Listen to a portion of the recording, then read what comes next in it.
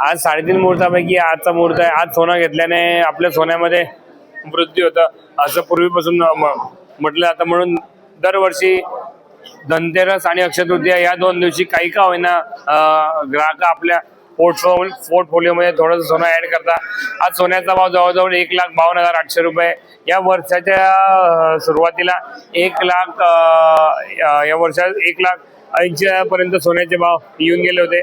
कुठेतरी 1,80,000 पेक्षा 1,52,800 चा भाव हा खूप अट्रॅक्टिव्ह भाव आहे। म्हणून त्यामुळे ग्राहक कमी भावाची संधी साधून आज सोनं त्याच उत्साहाने खरेदी करताय ज्या उत्साहाने दरवर्षी सोनं खरेदी करतात। दादा, बाजारात मागच्या काळात जी होती मोठे चढ उतार सोने बाजाराने पाहिले। आता मात्र सोने बाजार काही दिवसांपासून स्थिर आहे, त्याचा पण काही सकारात्मक परिणाम होतो।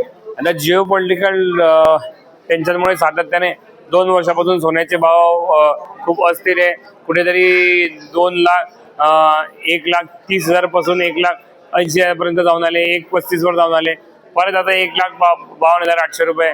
कुठेतरी अस्थिरता सोन्यामध्ये जी आहे ती इराण आणि US युद्धामुळे सध्या आली होती। पण युद्धविरामाची घोषणा झालेली आहे 2 हफ्त्यासाठी। तर कुठेतरी मार्केट स्थिर झालेलं आहे, कन्सॉलिडेशन झोनमध्ये मार्केट आलेलं आहे। हेच जर स्थिरता कंटिन्यू राहिली तर सोन्याचे भाव परत 1,70,000 ते 1,80,000 पर्यंत जायची शक्यता आहे।